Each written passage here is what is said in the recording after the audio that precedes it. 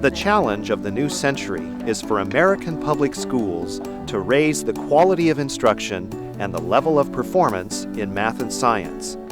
Both the global economy and the need to prepare for rapid advances in industrial technology and information delivery require a change. Efforts to increase test scores and stimulate better learning are critically important in large urban school districts like this one in Long Beach, California. The National Science Foundation is funding a 3-year program in Long Beach, linking the school district, the community college, and the state university. The program, known as LVESTEP, is focusing on strategies to improve K-8 teacher preparation in math and science. The ripple effect of this collaboration for teacher excellence should be substantial. As teacher preparation improves, the quality and effectiveness of classroom instruction will improve as well. We know that there's a great need within the country, and we know that there are great opportunities for students as they graduate in science and technology. And the key to having good students well prepared, is to have good teachers of math and science. And so we just need to be involved, and we need to make it a primary goal of our college and our programs.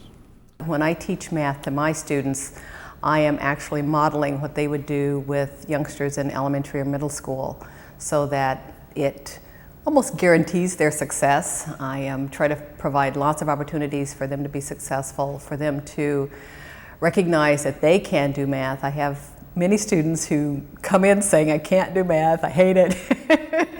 And so part of what I do is to try to get them more comfortable and to help them to understand that they really can. There's a great deal of math that they can do, which they do every day, and to begin to understand that about themselves, and then also translate that to their own students, the youngsters in their classrooms eventually. There are reasons why we do certain things, and most of us grew up with perhaps that question, why are we doing that? Why do we invert and multiply when we divide fractions? And what I was told, and what many of my students were told, was that's just the way we do it.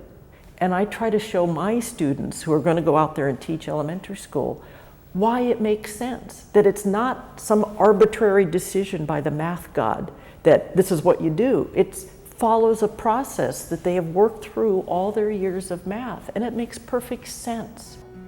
For too long now, many students and even some teachers have complained that math and science classes are difficult, tedious, and often boring. Those claims mirror many of the general misperceptions about math and science that completely miss the point. Contrary to lethargic conventional wisdom, in reality, science is everything we are, and math provides the opportunity to understand everything we can be. Teachers and teaching methods must encourage a sense of wonder and lead students onto the path of discovery. India 5. 5 times 3, 3. Times 3. 520 times 3.3. Yeah. Woo! Okay. Now let's see the longitude. Many people feel that mathematics is boring, dry, this kind of a reaction. And I point out to them that folks like Newton and Leibniz and Gauss and Archimedes and all those brilliant people through history probably would not have been attracted to a field that is boring or dry. And this kind of makes them think, yeah, maybe this guy's right. The beautiful part about mathematics is that it actually helps us explain what's happening. It helps the human mind comprehend sensory phenomena. And to me, that's really important for a person that's as curious as I am about the world around me. When I look at special phenomena that occur just in three-dimensional space, with playing with strings or playing with strips of paper, that fascinates me, and I want to be able to explain that with a mathematical model. And that's what I try to do. The ability to filter through data and analyze its significance and understand how to evaluate truthfulness of such a thing, that's what science is. That's exactly what we're doing. And so we've reached the point where science is not a skill for the scientists.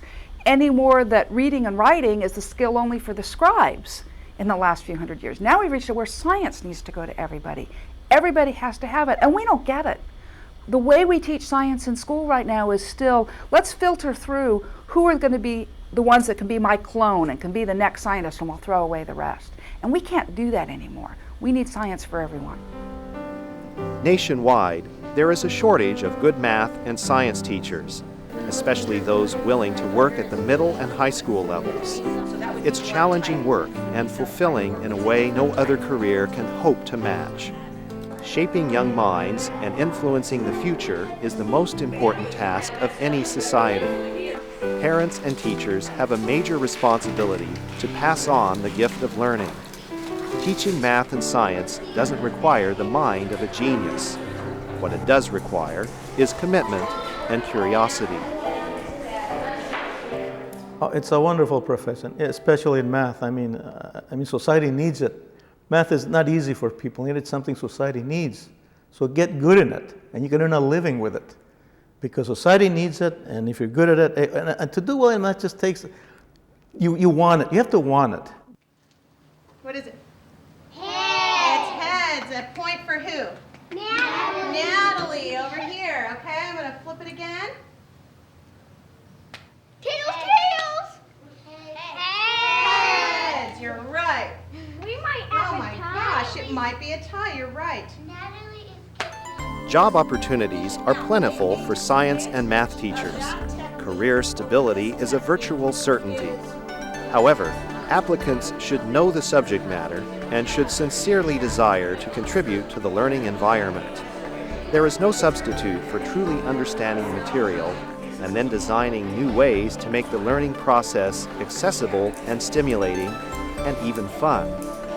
We need more enthusiasm. We don't need the read the book and do the homework. We need the teacher to be involved with the students and have the parents be more involved and even society be more involved in the educational process. I just feel keeping the enthusiasm, making learning fun is the main goal for me. We have to get the messages that are positive about teaching math and science into the hands of the students. And we do that directly we're bringing them onto our campus for field trips. We're bringing them into teaching of science and math in our summer camp programs that you're seeing. And we also are taking their skills into the classroom to work as teacher's aides in math. And all of these things begin to give them a better idea about science and math. What was number 6? Number 6 came out to be 7,280 miles. Oh, yeah. Programs like the Summer Science and Math Camps at Cal State Long Beach and Service Learning in Teacher Education provide college students with a glimpse of what it's like to work with kids and teach hands-on concepts. It's just a number that if you just let it sit there, it doesn't mean anything to you. But actually, if you take them apart and then you move them around and you see it actually at work, it do something with those numbers, I found it fascinating. The main goal of our structures is so that they hold up. As you can see, this one isn't very stable. It can't hold up very well. But this one right here, it could sustain lots of pressure. It could hold lots of things on top of each other, and it won't fall. The structure is very stable right here. When kids get it and realize how the world works and figure out if I attach this wire and this light bulb together and it lights up, and they finally figure out the concept behind a circuit, their eyes light up as bright as the light bulb lights up. And that's real exciting to see and to know that you are a part of that. When you become a teacher, you can have a wonderful time and you can make a real difference.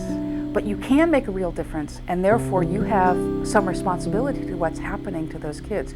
You may be the only opportunity they've got to see that there's another world out there. And it's then you really do have a responsibility to grab at that. And you can think back on the people you had in high school. Which one of them made a difference? If you have a teacher that made a difference, you could see what that can do. Let's check that one and see how come it doesn't like that. If you are considering becoming a math or science teacher, you are making a decision that will affect people for generations. Students need guidance in comprehending the purpose and pleasure of solving problems. They need to feel the accomplishment of discovering and obtaining fresh knowledge, the kind of knowledge that builds upon earlier foundations. You can be the one that makes the difference, one by one and day by day. And it may be years before you know about the lives you've changed. But you will never know unless you decide to place your mind and your career where your heart has always been.